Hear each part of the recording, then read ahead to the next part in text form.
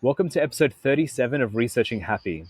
I'm Matthew Iasiello, and this is a podcast focused on the latest science on mental health and well-being, direct from the researchers who produce it. I'm trying something a little bit different where every episode will focus on one specific research paper, which will help keep me a little bit on track, but also help you decide which of the episodes will be most interesting to you. I've also launched the Journal Club, which is a mailing list for the show where I'll keep you up to date on guests who are coming on the show and give you the opportunity to submit some questions beforehand. So you can sign up at researchinghappy.com, and thanks to the 50 or so who have already signed up. Today's episode is with Professor Nick Haslam, Professor of Psychology at the University of Melbourne. Nick completed his PhD at the University of Pennsylvania, and then taught at the New School of Social Research in New York City before returning to Australia. Nick's research interests are in social, personality, and clinical psychology, and he's published 11 books and more than 300 articles and book chapters. And today we focus on Nick's paper titled Ill-Defined: Concepts of Mental Health and Mental Illness are Becoming Broader, Looser, and More Benign. So we work through this notion of concept creep, and the inflation of mental health language, the expansive idea of what mental health is, the blurred boundaries between mental health and well-being, and the problems associated, such as the growing trends of self-diagnosis, which may ultimately be hurting more than they are helping. So if you've been watching the show, you'll know that these are topics that come up basically every episode. And this conversation really was a joy to have. So thank you again to Professor Haslam. Enjoy the episode. Consider joining the Journal Club and give the show a rating wherever it is that you're finding it. So thanks again and have a great day. All right. So here we are on Researching Happy. We're very fortunate to have Professor Nick Haslam with us today. So welcome, Nick. Thanks for having me, Matt. Really appreciate it. And you're recently back in the country. So we're just discussing, I've actually been up since 4 a.m. watching Italy lose in the soccer. You were recently over there in the country. Oh, look, I'm sad that they lost, but to a very good side. Yeah, I spent almost 3 months in the north of Italy and absolutely fell in love with the place, and a little bit reluctant to be back here in miserable, cold Melbourne. Yeah, well, I know it's a pretty tempting pull for everyone, I think. But so really pleased to have you on today. We're trying a little bit of a new format for the show, which is really to learn a little bit about yourself first up. So I'm bringing a bit of structure. We're going to talk specifically about a paper that you've written. And as a side note, you've written multiple papers on this topic. So we'll, bounce across different work that you've done. And then we'll just sort of open it up from there. So a little bit about yourself, Nick. You're obviously in Melbourne. You studied and you did your PhD in the US. Are you from Australia or are you American?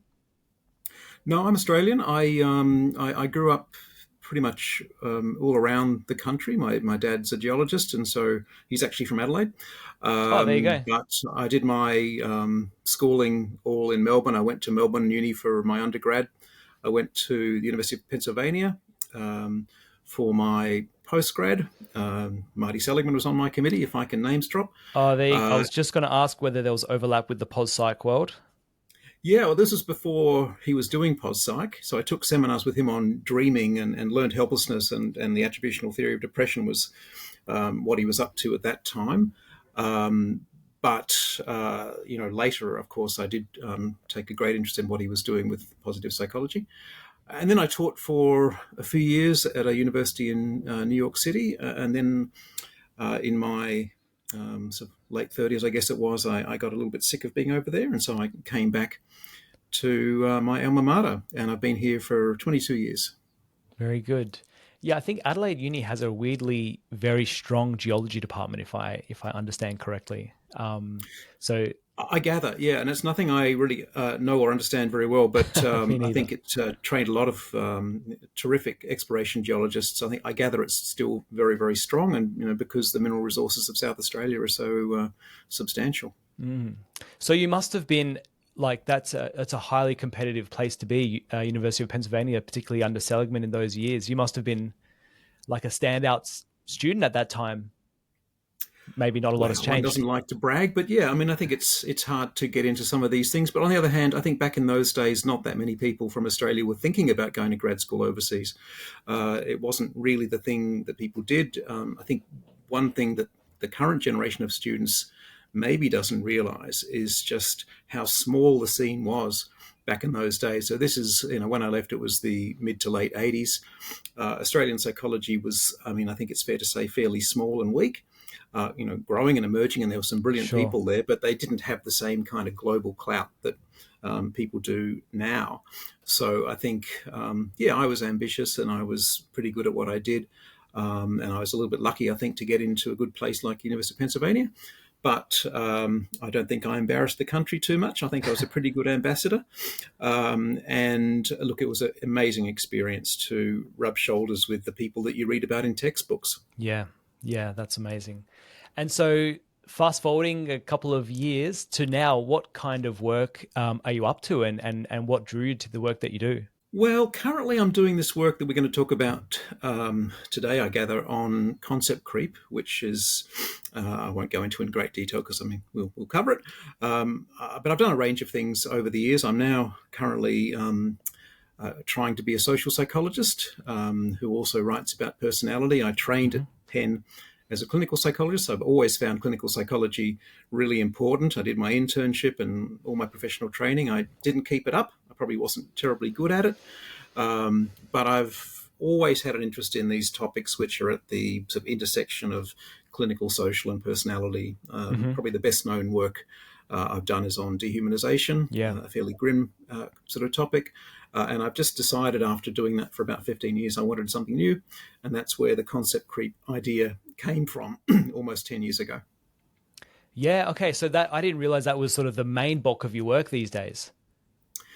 Yeah, look, I think I'm a bit scattered, but that's the thing I would say is my main project, the thing I'm most proud of. I've had, a couple of substantial grants to study it.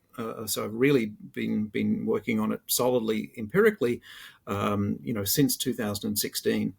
It's the stuff I find most interesting. But of course, by the time you get to be my advanced age and you've got grad students doing all sorts of different things, you do have interests in many areas. I also find very interesting the issue of dimensional models of psychopathology. I find a lot of work on stigma very interesting. I do some work on that. Really, I'm just a curious individual. Very good. That makes for a good researcher. Excellent. And in terms of some challenges, I think the whole concept creep issue, I guess, is a challenge, I think, for the field, and we'll probably get into that in a moment. But just in terms of the research world, what are you sort of seeing? You identified that issue of sort of dimensions versus categorical approaches to considering mental ill health or illness. What is that something that you see as a big issue going forwards, or is content creep the biggest kind of issue that you're thinking of and faced with? Well, I mean, I think it's really hard to say. I think the issue of dimensions versus categories, that is something that's changed, I think, dramatically in the last 20 years, not as a direct result, of course, of what I've been doing, although I think I've made a small contribution. But I think back in the day when I was learning my DSM-3 at the time, or DSM-3R, when I was doing my clinical training, I think there really wasn't much discussion about the idea that maybe these conditions we're talking about, these diagnoses, don't correspond to real categories in nature. Maybe the idea that these things were all on spectrums was, I think, not the common sense. And now it's become the common sense. And now the diagnostic systems are catching up. And there are credible alternatives to the DSM, which recognize that mental ill health is almost always on a set of dimensions and on a continuum, and therefore making diagnostic cut points is always a little bit arbitrary. And even DSM has sort of backed away from the idea that its categories are real categories, as distinct from just useful fictions. Yes. So I think that's a really important development, but it's sort of happened already, I think. Again, it's going to move further, I would say, in the next decade. But at this point, pretty much the common sense view now is that everything's dimensional, and I think that's progress. But personally, I mean, that's a fight that many people have been fighting, and many researchers have been caring about, whereas concept creep is something that pretty much only I and my team have been studying. So in some ways, it's more important to me. Yeah, great. No, as it should be. And I've actually been reading, there was basically no chance that I was going to stick to the structure, so I apologize to everyone. But I've been reading a book by Nassim Taleb called Black Swan. Mm-hmm. And he talked about, I'm only like in the first couple of chapters, but he talked about, now I'm going to forget him. I think I forgot, he named it after a philosopher, but I've forgotten the term that he coined there, which was about basically these arbitrary categories that we forget were put there to be useful. And then we confuse them with permanent structures. It was like almost like Platonisms or something like that. I can't remember if it was Plato that he based it on, but I'm not sure if you've come across that, but I'm wondering, I'd like to continue that conversation where you raised about this idea of categories as useful distinctions. There are, of course, times where they're not useful, but maybe we're forgetting where that kind of distinction lies. Yeah, look, I think you're spot on. I mean, maybe he was talking about Aristotle and essentialism. I don't know. I mean, that's the book where he talks about, I think, anti-fragility, perhaps. Yeah. But yeah, look, I think this is the case. I mean, look, some categories are real and are objectively, valid as categories. I mean, most biological species are. Sure. Cats and dogs aren't on a spectrum. They're Yep. two different kinds of things. But that's not the nature of mental ill health, right? The nature of mental ill health is that there is this big smear of a bunch of dimensions. What those dimensions are, not everyone agrees.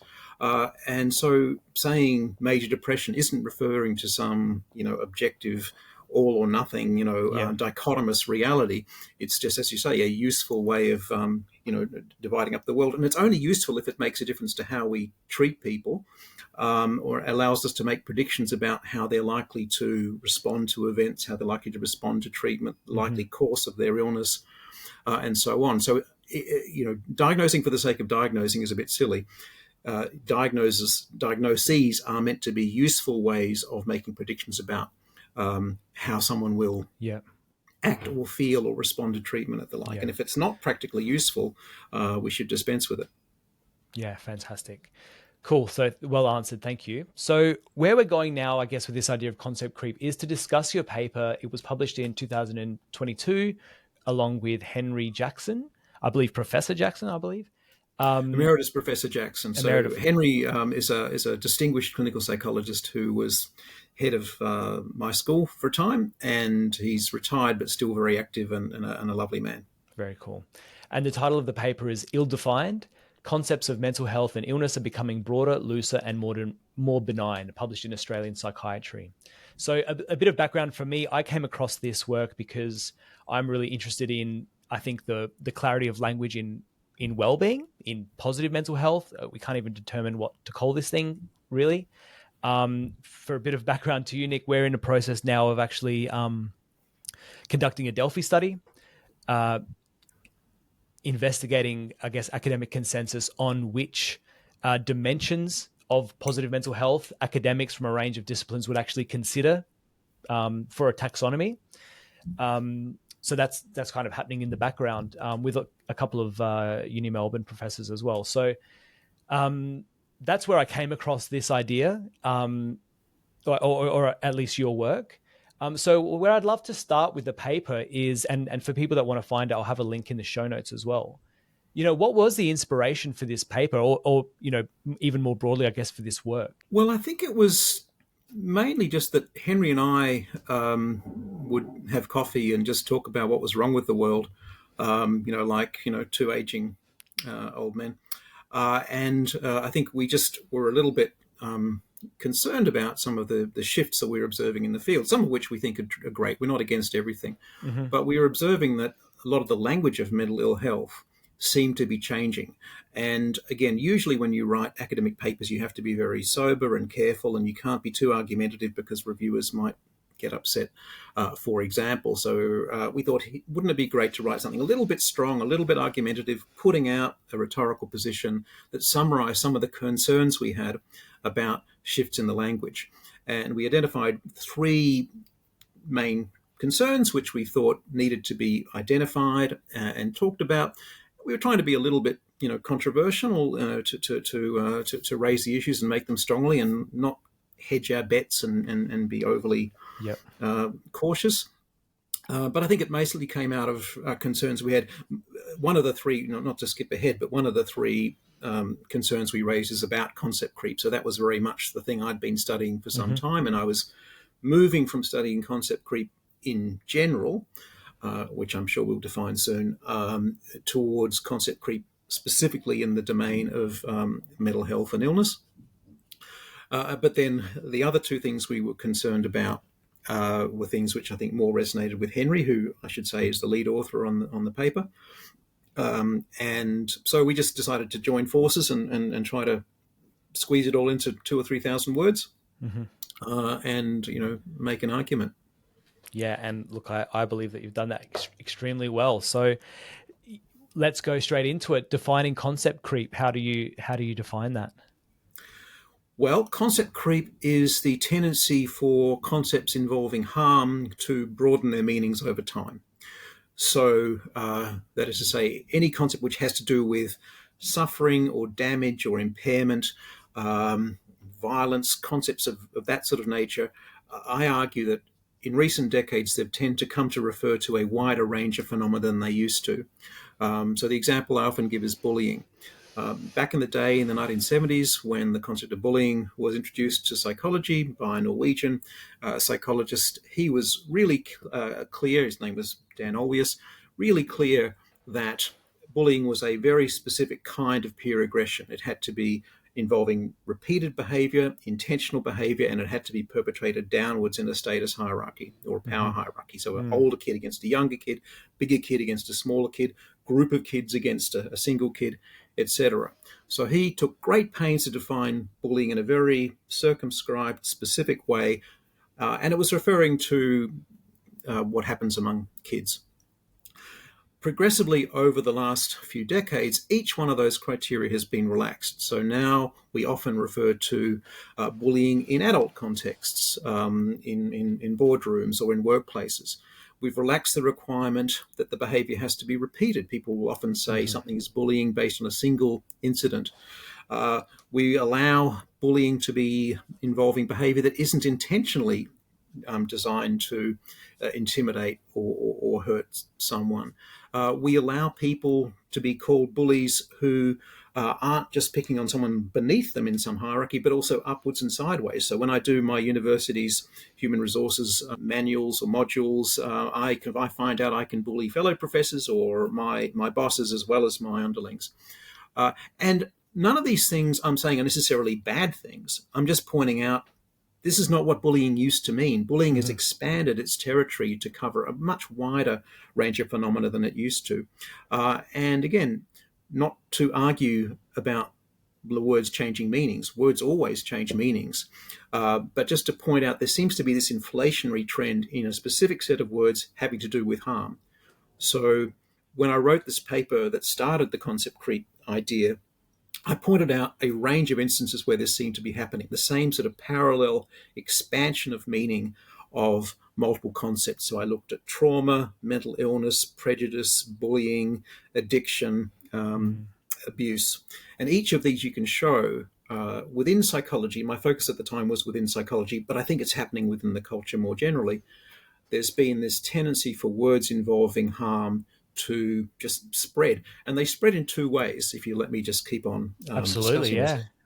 They spread outwards to refer to qualitatively new kinds of phenomena. So when bullying extends from something that occurs among children to something that occurs among adults, and it also spreads downwards, what I call vertical concept creep, to include milder, less severe phenomena. So we start calling bullying things which are just single instances of not very severe, let's say, rumor spreading, rather than repeated intentional beating people up, for instance. So in each of these kinds of harm concepts, you can show how over a period of years, concepts tend to be used in looser ways. They spread their meanings. They start to refer to less severe or intense phenomena. And so I started to say, well, if you can show that a lot of these concepts are broadening in this way, maybe there's some consistent pattern to it.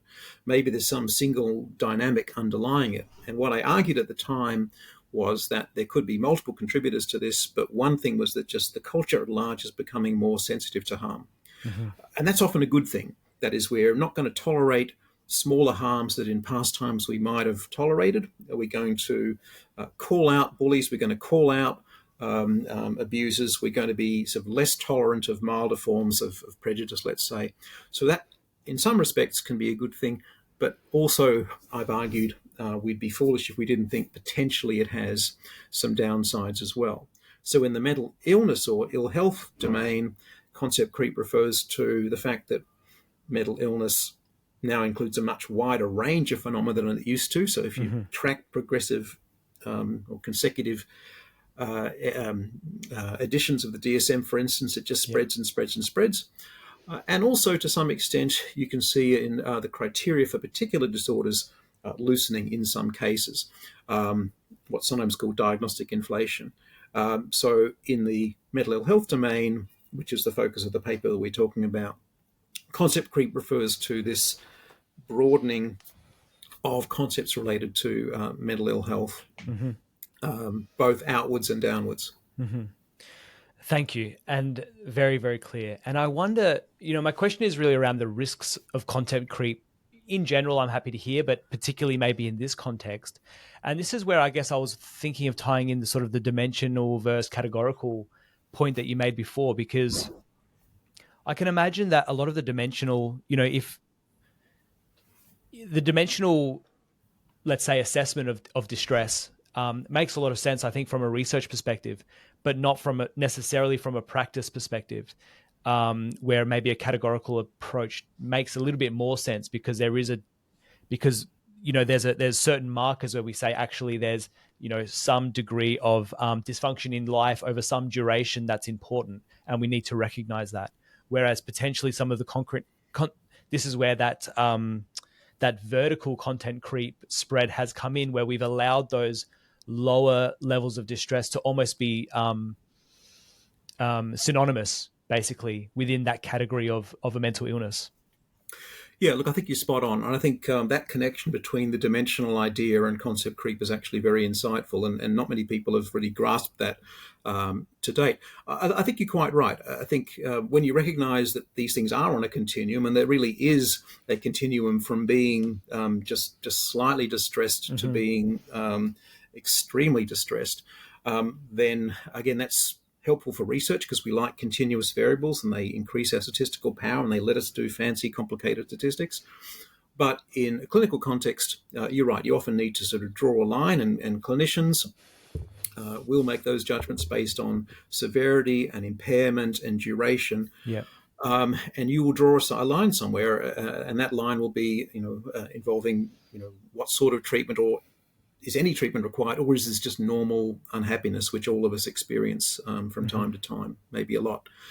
And the question, I think, with concept creep is, well, occasionally I think that line dividing distress that we need to care about clinically has dropped. And that some clinicians more than other clinicians, and certainly some clients more than other clients, will think that the level of distress they're experiencing is clinically meaningful when perhaps it isn't. And there is a potential clinical downside there of people seeking help which may not actually benefit them, or where they might be better off dealing with some other sort of intervention rather than a clinical one. Yeah, If you don't mind, we've just published a paper just last week, led by my terrific PhD student Jessie C, where we show that people who have broader concepts of mental illness are more likely to self-diagnose. So at the same level of distress, if you have an expansive idea about what mental illness is, you are more likely to diagnose yourself. And that is sort of good at some level, because it makes you more likely to seek professional help. But at the other level, maybe in some cases you're seeking help you don't need. Yes. Given that there's a huge glut, that people can't get the services they need. Maybe we don't want people who don't really need help to be consuming some of that demand. Yeah, and I think you outline it in the paper really nicely, this idea that, if some of this content creep potentially comes with some destigmatizing attitudes towards mental illness. Well, that's a positive. But we need to be conscious of the fact that just because there are some positives doesn't mean that's exclusively positive. And yeah, and I think that's just such an obvious grown-up point of view. Sorry to interrupt you there, Matt. No, not at all. I'm just agreeing with you furiously. It's such a grown-up, obvious attitude that most changes have benefits and costs, and we can't ignore the costs just because we're celebrating some of the benefits. And I think one way to think about it is, if you're broadening your concept of what mental illness is, or mental disorder, prefer your terminology. I don't think it matters very much personally. If you broaden your concept, you're sort of normalizing mental ill health. And that's good. You're saying it's prevalent. It's mental illness really isn't such a big deal. It's not only people who are severely distressed or severely impaired. And normalizing is good. It means the us versus them distinction is less severe. It's going to be destigmatizing, and that's great. But it's also pathologizing normality. It's also it's not just normalizing pathology. It's pathologizing normality, and it's seeing normal experiences suddenly become things which we need diagnostic labels for. We maybe need medication for. We maybe need interventions for, and I think that's not very helpful.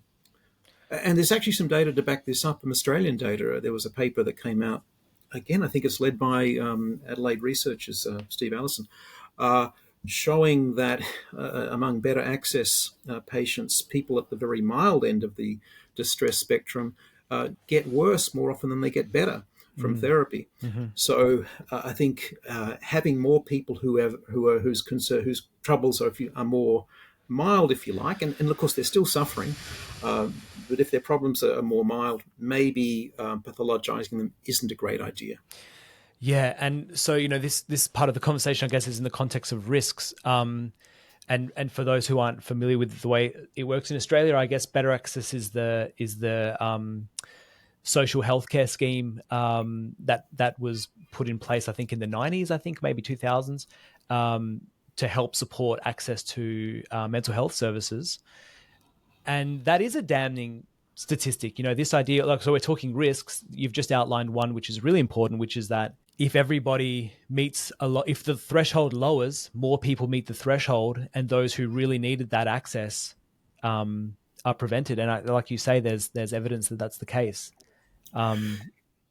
Yeah, and look, I wouldn't want to overstate it. It's just, one study, and look, this was just looking at the relatively small proportion of people whose distress was mild, and those whose distress was moderate or severe overwhelmingly benefited from treatment. So I'm definitely not saying that better access is a bad idea or that people shouldn't seek help. I'm just saying that as people increasingly self-diagnose at milder ends of the spectrum, they're increasing the demand for clinical services, and maybe they're actually not going to benefit as much. Yeah. But I think those are only some of the costs. If you're talking about risks or costs, I think there's also costs just to self-diagnosis. If you're seeing yourself as having an illness-based identity, you're more likely to see your problems as being ongoing, not necessarily permanent, but part of who you are, something over which you don't have much control, maybe more grounded in your brain or biology rather than in your life circumstances. Yeah. And a lot of those things are disempowering, and they may be self-limiting.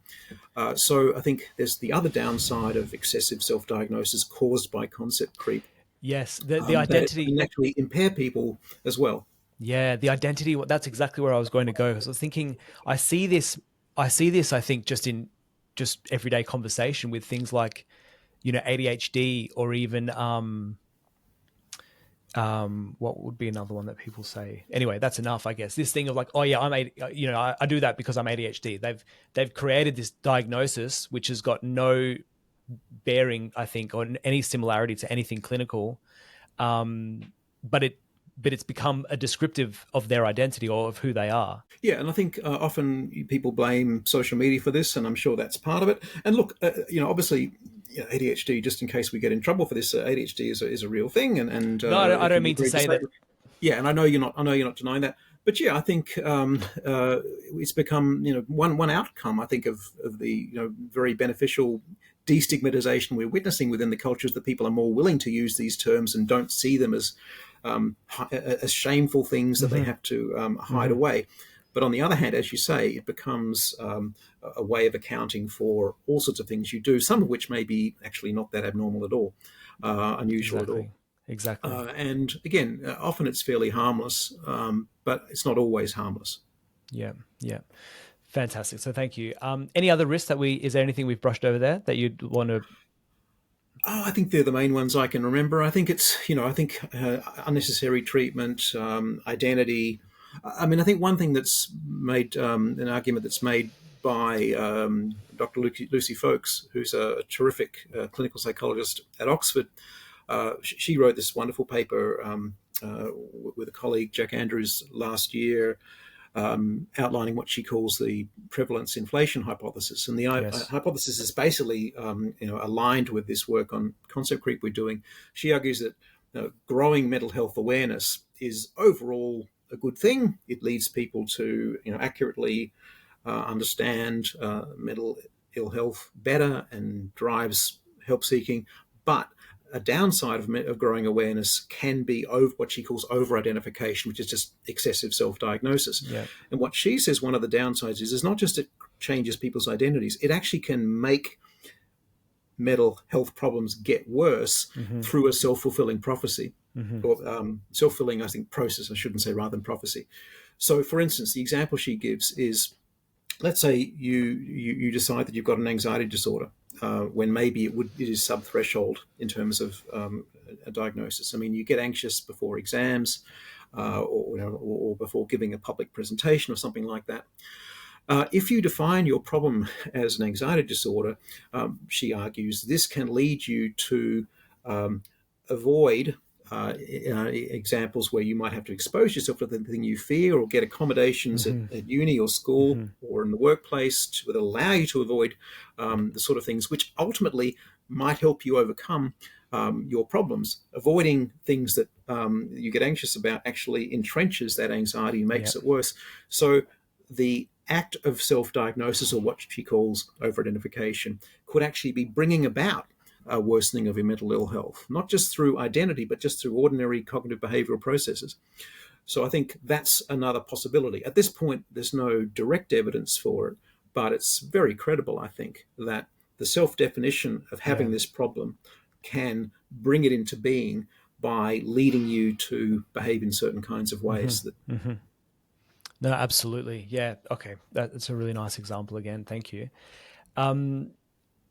Sometimes I don't know whether this plays in. I guess I have a question around where are the biggest culprits around this. We don't have to sort of name and shame or anything like that, but are there particular sectors or particular movements that you see? So a bit of background, I guess, from where I see it is, because my PhD was on this thing called the dual continual model of mental health, which was about how is well-being distinct from mental illness.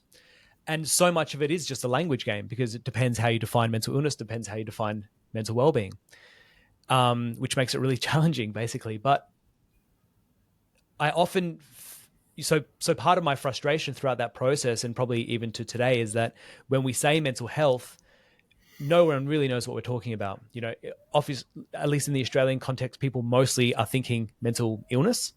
But then the well-being crowd are meaning mental well-being when they say mental health in general, or they're using it as an umbrella term to include both. And I'll put my hand up and say I jump between all three of those basically in the single sentence.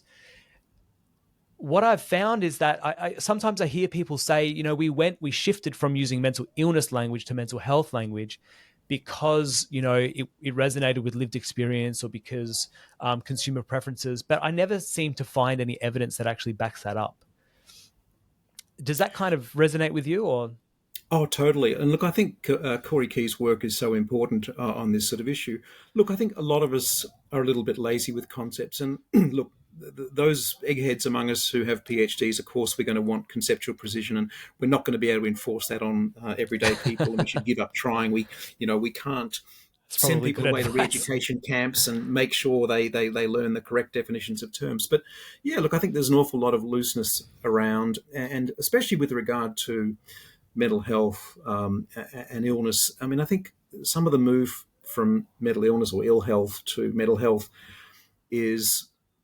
it's partly motivated, I think, by the idea that we want to escape types of stigmatizing language, and that somehow the concept of mental illness became stigmatizing. So therefore, if we use the word mental health but actually mean mental illness, and as you say, the connotations of mental health are overwhelmingly negative.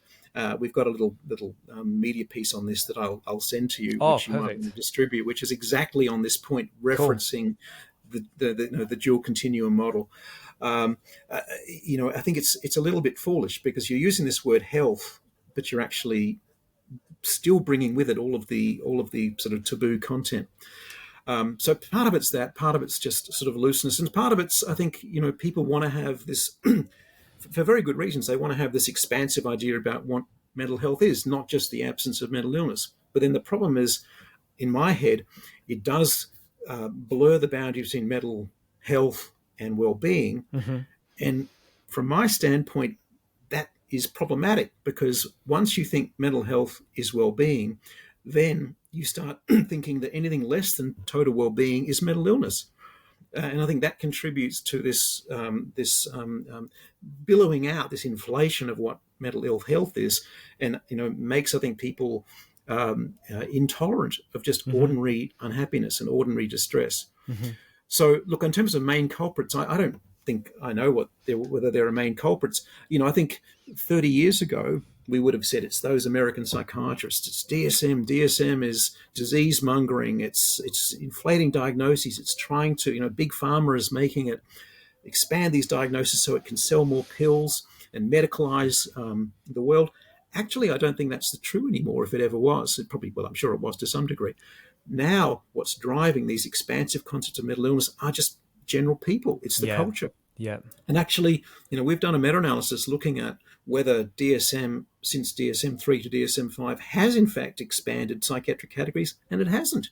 Overall, yes, some have, like ADHD is definitely, the criteria for that have loosened a lot, but overall there's been no general inflationary trend. So I don't think it's the psychiatrists, I don't think it's our diagnostic systems, I think it's partly just the well-intentioned desire to boost mental health awareness has, as a side effect, created this just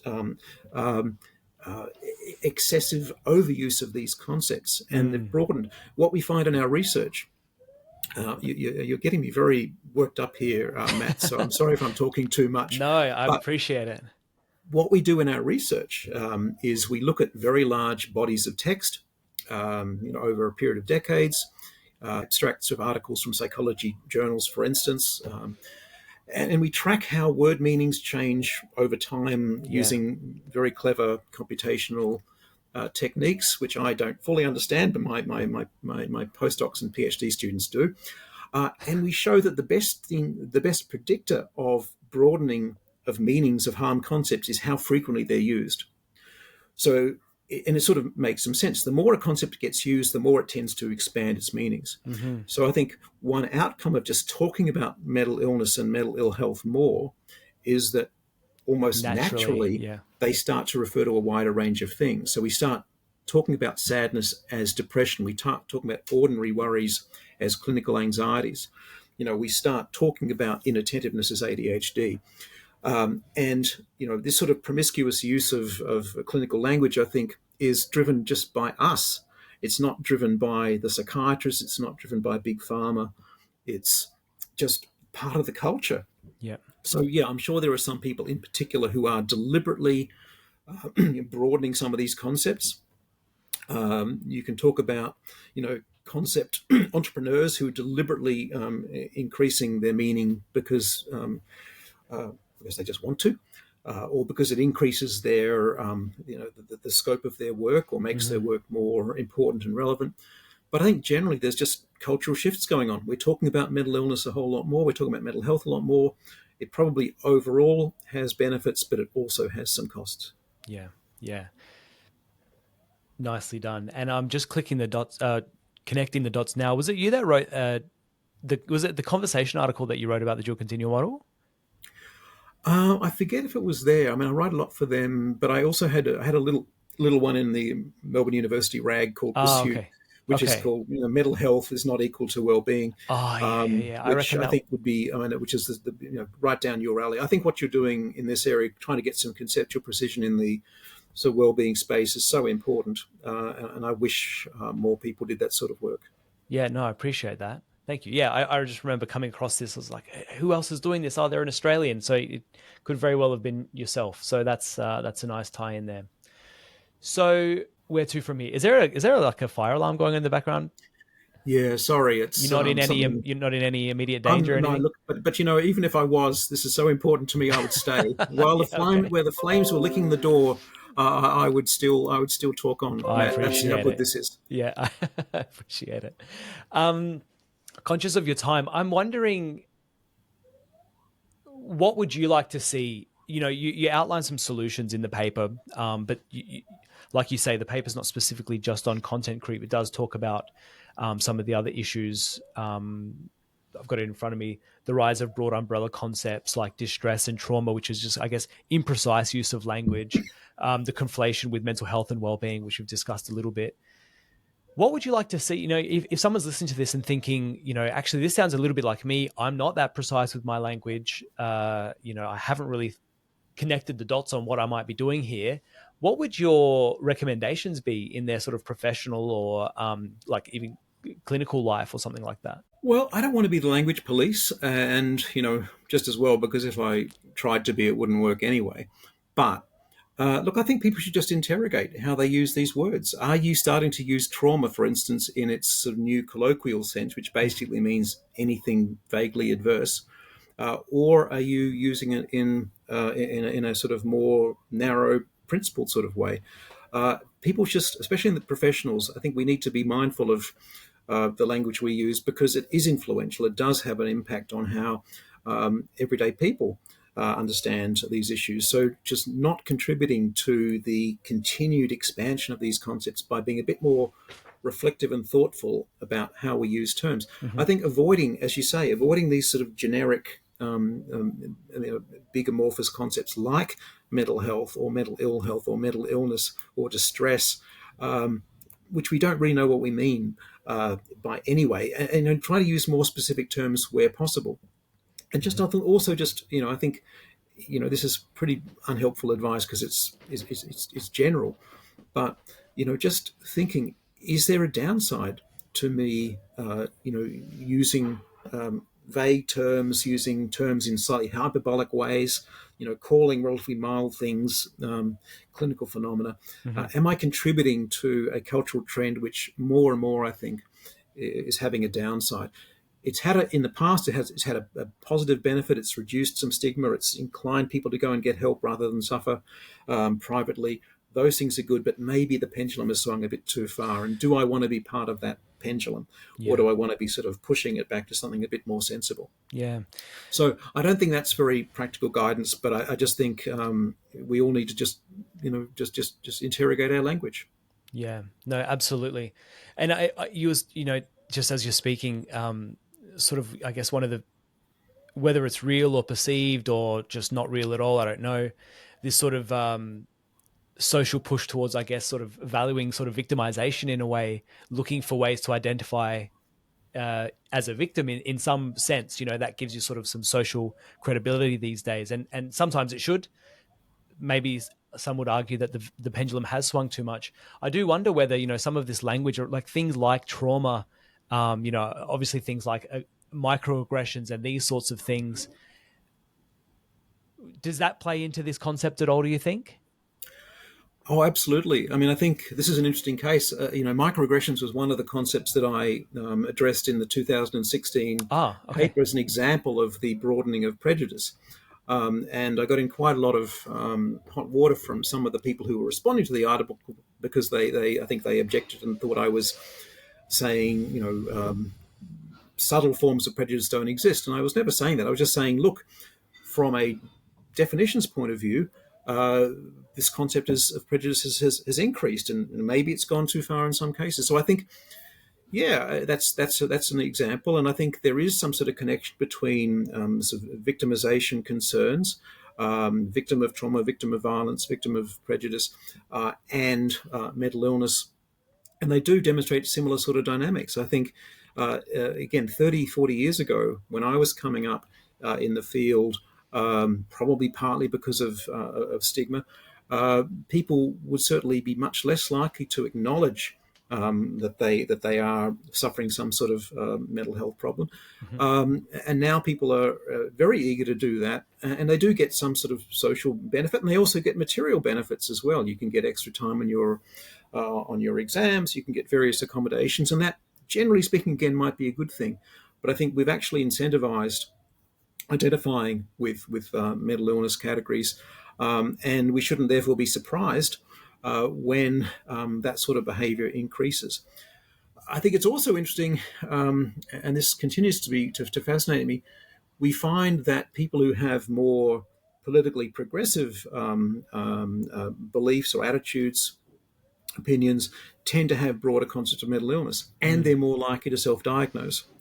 And those two things are linked. So there's a lot of evidence that people, at least in America, probably in Australia as well, we're not that different, who identify more with a progressive view, which tends to focus on harm, victimization, the abuse of power and things like that. They tend to have more expansive ideas about what mental illness is, and they tend to suffer more mental ill health as well. It's not self-evident to me why that should be true, but it's true. And this recent paper I said with Jessie C and myself, which just came out, we show that one of the reasons why young people and progressive people have higher rates of self-diagnosed mental illness is because they have these broader concepts. So there's something about the politics of this that is really fascinating as well. Interesting. And yeah, I haven't read the book, but the recent one, Bad Therapy by Abigail Shrier. I don't know if you're familiar with the book or if you've read it yet, but I think she does try and touch on some of these topics around the idea that talking about mental health is not necessarily always useful if what it looks like is just focusing on the symptoms that you may or may not have and really just looking for them. And I don't know if that ties in here as well. I'm not sure. I'm sure it does. Look, I haven't read the book. I think the Australian edition's coming out in July, and I know I'm reviewing it for the conversation. Cool. Look, it's, stay tuned. We'll look out for that. But I think the sense I get from looking at other people's reviews of the American edition is that it's very much compatible with the sort of critique that I'm making. Yeah. No, thank you. Oh, there you go. I look forward to reading that. So, conscious of your time, what I'm trying to do now, I'm talking to the listeners now with this sort of new format of the show, is to give listeners an opportunity to submit some questions to the experts that we're having on the show. And so you can register. I'm calling it the Journal Club on the website, which is researchinghappy.com. Where basically I'll give you a sneak peek of who's coming on the show and the paper that we'll be discussing, so that you can throw in some questions. So we've had a couple of questions already for this episode, which is pleasing. I'll read them out, and Nick, you can just answer them as you see fit. So the first one says, it's important for people to be transparent with their definitions and conceptions of well-being when conversing. However, this does not appear to be happening despite their more widespread use. It's not happening in the media, in practice, in policy documents, and not in public academic literature, which more often than not does not define key terms such as mental health, mental well-being, etc. Surely a good place to start would be to get people to say what they mean. Look, I couldn't agree more. I think it's great that, to ask people to be a bit more direct. And look, often these terms can be contentious and there can be different understandings out there, in which case just say clearly which meaning, in an academic context, you're following. I think being explicit about, how you're defining a term and how broad versus narrow it is important. Often psychologists get a bit lazy and we just say the meaning of the term is basically whatever the questionnaire I'm using says it is, and we sort of mistake the label of the scale with the concept itself without really getting into what is it really measuring. So I think the listener is giving really good advice just to be explicit about it. And part of being explicit about it is maybe it forces other people to be a bit more explicit as well. It creates a norm where people, where conceptual clarity gets valued more than it currently does in the discipline.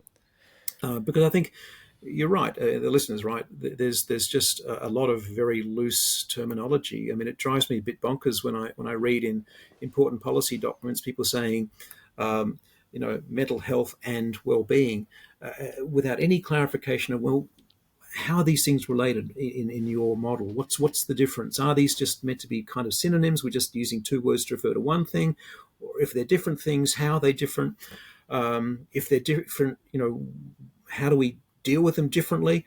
And we just use this as a sort of mantra, this incantation, mental health and well-being, with no real attempt to make distinctions. And I think a lot of people in the practice world, if you let me keep on Absolutely. That's what I'm here for. A lot of people in the practice world, they say, well, all of this sort of, it's all academic. It doesn't really matter. In the real world, we're trying to just, alleviate suffering and make people function better. But, you still need to have conceptual clarity. It's no point having these blunt instrument concepts if you're trying to optimize interventions and optimize policy. So, I would like to see more conceptual clarity and people making explicit their conceptual commitments, even if they are endorsing broader concepts than I'd be comfortable with myself. Yeah. Just be honest about it. Absolutely. And, maybe if we're talking about the value of the dual continuum model, from my perspective, I think the value has been, there's lots of value, but one of the biggest things was the conceptual clarity it brings to this idea of separating the promotion of well-being from the reduction of mental illness, and which were for the longest time synonymous. So when you say that, there's an Australia, sorry, I see you jumping at the bit to jump in, which is exciting. But when a government policy document says, we want to build mental health and well-being, well, what are you talking about? Are you talking about the reduction of risk of mental illness, or are you talking about greater treatment, or are you talking about the promotion of mental well-being? These are very different things. Yeah, and again, I think those ideas are powerful ideas, and you can see why people confuse them because within Corey Keyes's model, you'll know the exact numbers, but the two dimensions correlate fairly strongly. Sure. So you can understand of course, why there is overlap. Yeah, absolutely. So you can understand why people tend to conflate them, but distinguishing them is important because otherwise it's just it's not giving you a clear guidance for what you want to do. Policy-wise. So I think it'd be great to install some, psychology philosopher types in these sort of policy organizations, insisting that they're a little bit more careful with their language and defining their terms, and not just defining the terms and putting it away in some glossary, but actually building it into their work. So I think it's important. You're reminding me of Lindsay Oates, who's involved in the Delphi work from I'm sure Lindsay, Sure. also from the University of Melbourne. When we were talking about this Delphi work, he said what you need is an applied linguist. Do you have one of those in your team? It's like, no, Lindsay, we don't. But if we know any, or if you know any, Nick, let us know, because you're exactly right. I do wonder whether there's a value in like an Australian glossary of terms or something. I don't want to be language police either, like you say, but just for some almost recommended clarity or something. If we are going to acknowledge the distinction between mental well-being and distress or mental illness, just to have it written down somewhere, basically, so someone who's interested would actually, be able to follow something that's useful. Yeah, look, I think it's nice in theory. I guess the question is whether people actually pay any attention to it once it's been written. Okay. You've still got to write things, even if you're not sure people will read them. Sure. But yeah, I think either that or just people occasionally putting out thought pieces, a little bit like the one that we're talking about today, where they just critique some of these ideas and hopefully get a conversation going. Mm-hmm. Henry and I have also written something with another colleague on what we think is wrong with the concept of distress, at least how it's used these days. So it's not a matter of necessarily having a glossary where we correctly define what distress really is. We're just saying, is the tendency to use this as an all-purpose, apparently non-pathologizing term, is it sort of beneficial, or is it actually just muddying the waters? So I think you need to have people out there, whether they're linguists or psychologists or philosophers or whatever, who are just sort of raising questions and sort of raising consciousness, if you like, and making people think. Yeah. No, thank you. And you've just shown how much of a typical researcher I can be. Sometimes it's like, we just need some PDF on the web, on the internet, and that'll just fix all our problems. So appreciate Well, but that. it's a start, right? No one's naive enough to think that a PDF on the web somewhere is going to sort of revolutionise how a whole society uses language. But it's a start, Mm. and if you don't do it, definitely it won't change anything.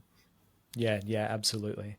Very cool. And so there was one more question. I don't know if you have to go. We can call No, it go call it ahead. quits now. But I think this one comes with an assumption. So I'll read this one and then I'll put in the assumption. So, should clinicians who are not trained in well-being use the word well-being at all, or happiness, thriving, flourishing, etc.? Could this be selling the promise?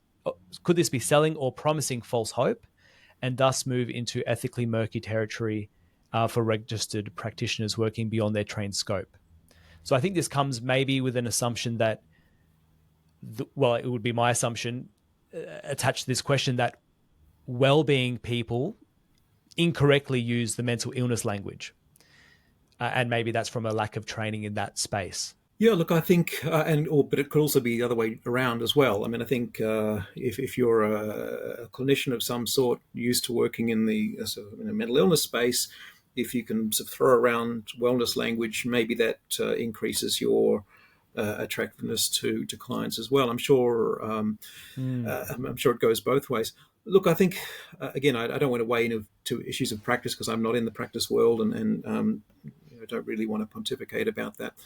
But yeah, I think to the extent that there are differences in approach and that there are different sorts of interventions targeting, different sorts of issue, then yes, you shouldn't be using the language of one if you're actually not offering competent services in that domain. I guess the real question to me then is, how much is it the case that there's really a substantial difference in the sort of things that well-being folk, Yes.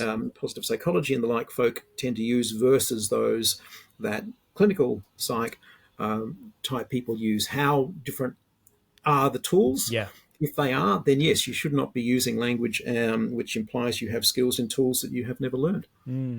That is and I appreciate where you're coming from there, because that is an important research question. I think there's a couple of RCTs. We've tried it ourselves sort of in some of our evaluation, demonstrating that when you actually look at sort of within person analysis, we actually see that, on average between groups, we see that, everyone reduced in distress and everyone improved in well-being. That's good. But when you actually look at individuals, and this has happened in the Netherlands, and I think we've repeated it twice, it's not the case that people who improve in well-being also reduce in distress, and vice versa. So there is some distinction. We just don't know whether it's the tools or the practices that people are adopting. So that's a very live research question, I think, and that would be actually really important for us to clarify. Yeah, it's a very important one. And again, if you're taking the two-dimensional model seriously, figuring out what works best for one versus the other, and tailoring interventions for the nature of the challenge or problem you deal with would be really important. Perfect. Well, thank you so much for today, Nick. This has been a really, really exciting conversation. So anything else to sort of sign off with? Is there anything? I have one last question, I guess, is if there's one thing that you could change, whether it be policy, practice related to this content creep, is there one thing that you go, or there's a glaring thing that we could change quickly? Or, I mean, I think you've probably outlined it so far that this is societal. Yeah, I don't think there's any quick fixes. I think it's just a big a big sort of messy reality. But I think I am seeing some encouraging signs that people are starting to question some of this, and that there's starting to be a little bit of a backlash, which I hope will improve things. But yeah, there's no single thing I'd want to do. No problems. Well, there you go. That very, very measured answer. Much more measured than I have probably ever been. So thank you so much. This has been great. Is there anything, where can people find you? I don't know if you're sort of a big social media person, or obviously you're very active on the conversation, which is really cool. Look, yeah, I'm not. I'm a bit of a dinosaur. I'm not on social media, but I mean, I people can find things I've written. I try to, speak through my research. And I do a lot of book reviewing for Conversation and for a magazine called Inside Story. And I've got a ResearchGate page where you can find, most of my articles or request them. So look, I'm very open to being contacted as well, just directly if people would like. But I've really enjoyed today, Matt. Thanks for all of the terrific questions, and No problems. I like your new format. Yeah, thank you very much. Okay, thanks.